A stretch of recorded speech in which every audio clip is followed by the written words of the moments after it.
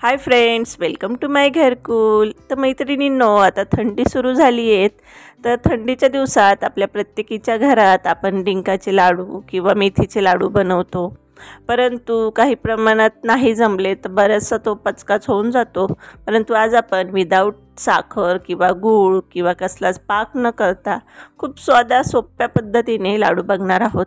आणि हे आपल्या आरोग्यासाठी तर खूप चांगले आहेत, कारण महिलांना तिशीनंतर बरेचसे असे विकार म्हणा किंवा सांधेदुखी, पाठदुखी, कंबरदुखी अशा समस्यांना सामोरं जावं लागतं।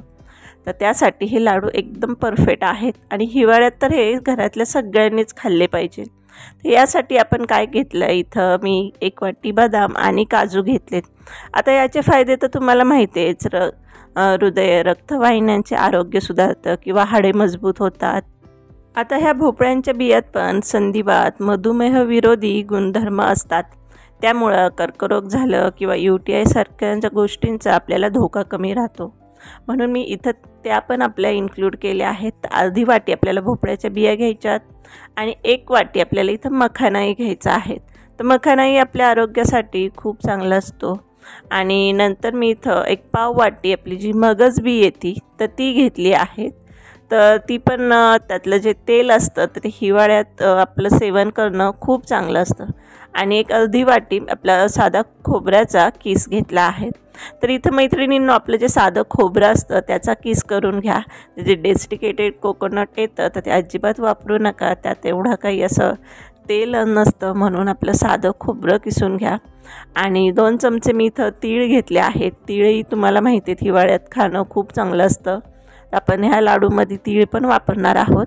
आणि 1 चमचा खसखस घेतली आहे। तर खसखसही आपल्याला हिवाळ्यामध्ये खाणं खूप चांगलं असतं। तर ह्या सगळ्या अशा गोष्टी घेऊन आपण आजचे लाडू बनवणार आहोत। तर सगळे हे खूप पौष्टिक अशा गोष्टी आहेत आणि अगदी लहान मुलं जरी असतील किंवा वयोवृद्ध असतील तरी हे सगळे लाडू खाऊ शकतात। तर असे हे लाडू आज आपण बनवणार आहोत। आणि हो मैत्रिणींनो, आज पहिल्यांदाच जर चॅनलवर आला असाल तर चॅनलला एकदा भेट द्या। आता गोडव्यासाठी आपण इथं खजूर वापरणार आहोत। तर इथं मी 1 वाटी खजूर घेतली आहे, त्यातल्या बिया काढल्यात। तुम्हाला जसा गोडवा लागत तसं तुम्ही खजूरचं प्रमाण कमी जास्त करू शकता। इथं प्रमाणाचं आपल्याला काहीच बंधन नाही आहे। जसे पाकाचे काही लाडू असतात, त्यात चुकलं तर परत सगळं बिघडून जातं। परंतु जसं तुम्हाला गोडवा आहे तसं तुम्ही खजूर कमी जास्त करू शकता। तर आता इथं मी कढई गरम करायला ठेवली होती। सर्वात आधी आपण बदाम भाजून घेणार आहोत।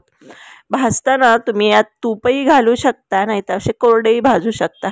फक्त काय करायचं, ह्या सगळ्या गोष्टी भाजताना आपल्याला त्या लो टू मीडियम फ्लेमवरतीच भाजायच्या, खूप गॅस मोठा करायचा नाही।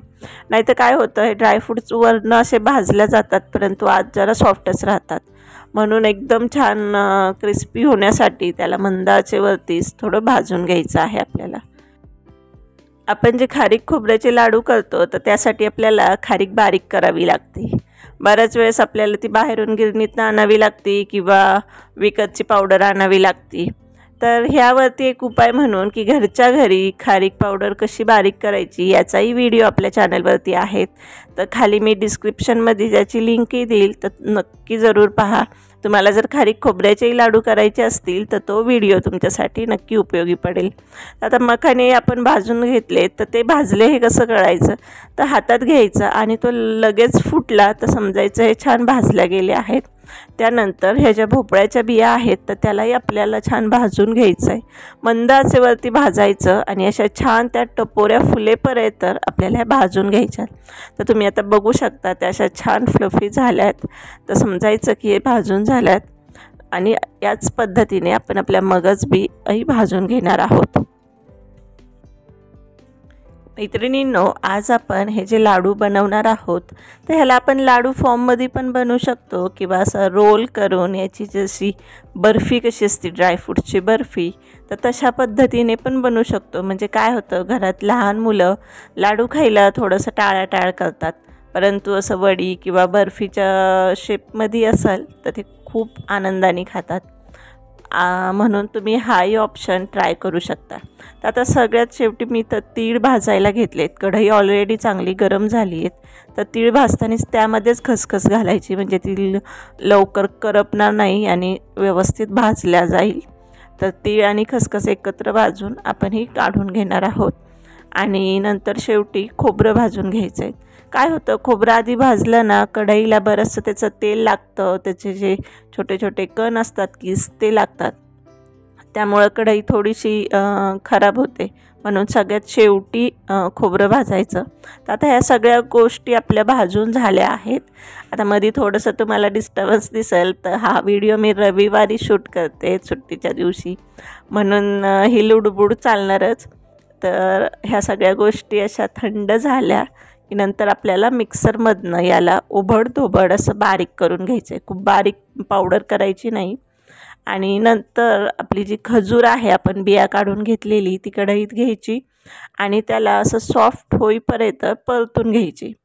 एक 5 मिनटात ही परतल्या जाते आणि त्यात आपल्याला 1 चमचा साजूक तूपही घालायचं आहे. बऱ्याच वेळेस काय होतं, खजूर आपण मिक्सरमध्ये बारीक करण्याचा प्रयत्न करतो, बारीक होती परंतु मिक्सरचं जे पातं असतं तर ते बऱ्याच वेळेस तुटल्या जातं किंवा खालचं जे कपलर असतं ते तुटतं. कारण खजूर बारीक करताना अशी चिकट होती, त्यामुळं भांड्याचं ते खालचं कपलर तुटतंच. म्हणून हा आपण त्याच्यावरती एक उपाय म्हणा की अशा पद्धतीने छान तुम्ही 5 मिनटं खजूर तुपावरती भाजून घ्या, ती आपोआप अशी मेल्ट होते. तर हे सगळे ड्रायफ्रूटची आपण अशी ओबडधोबड पावडर केली आहे आणि आता थोडी थोडी टाकत आपल्याला या मिश्रणात ती टाकायची आणि व्यवस्थित मिक्स करून याला परतून घ्यायचं आहे.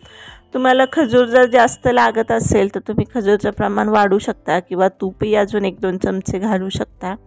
फक्त एकदम आपल्याला हे सगळ्या ड्रायफ्रूटची पावडर घालायची नाही, थोडी थोडी करत याला मिक्स करत घ्यायचं आहे. जसं आपल्याला बाइंडिंगचा अंदाज येईल तर त्या पद्धतीने. आणि इथं मी 1 पाव चमचा सुंठ पावडर घालते, कारण ह्या गोष्टी कशा आहेत पचायला थोड्याशा जड असतात आणि घरात जर वयोवृद्ध माणसं असतील तर थोडंसं त्यांना पचायला प्रॉब्लेम होऊ शकतो. म्हणून सुंठ पावडर घातली की ते हलकं होतं. त्यामुळं यात तुम्ही थोडीशी सुंठ पावडर घाला, चवी छान लागते आणि पचायलाही ते सोपे जातात. तर आता थंड थोडेसे आपण होऊ दिलेत आणि त्यामध्ये हे तीळ खसखस जे आहेत आपण भाजून घेतलेले ते टाकायचे आणि थोडं मिक्स करून आपण याचे लाडू वळायला घेणार आहोत. खूप सोपी पद्धत आहे, काही अवघड नाही. हे काही असं खूप परत कडकही होत नाही आहे असं मिश्रण आपण बांधू शकतो. अगदी घरात लहान मुलं असतील तर ती हे लाडू बांधू शकतात. तर अशा पद्धतीने छोटी छोटी साईज करायची, कारण हे थोडंसं हेवी जातं. खूप मोठा लाडू बनवायचा नाही, छोटे केले तर लहान मुलं आवडीने खातात आणि नाही तर मोठे लाडू केले तर काय होतं, लाडू तसाच वाटीमध्ये राहतो आणि नंतर त्याच्याकडे दुर्लक्ष होतं. म्हणून छोटी छोटी साईज करायची. तर आता हा आपला इथं छान ड्रायफ्रूटचा लाडू तयार झाला आहे विदाऊट साखर गूळ असा. तर बघा, ही रेसिपी तुम्हाला आवडली असेल तर या हिवाळ्यात नक्की एकदा ट्राय करा आणि व्हिडिओ संपूर्ण पाहिल्याबद्दल खूप खूप धन्यवाद.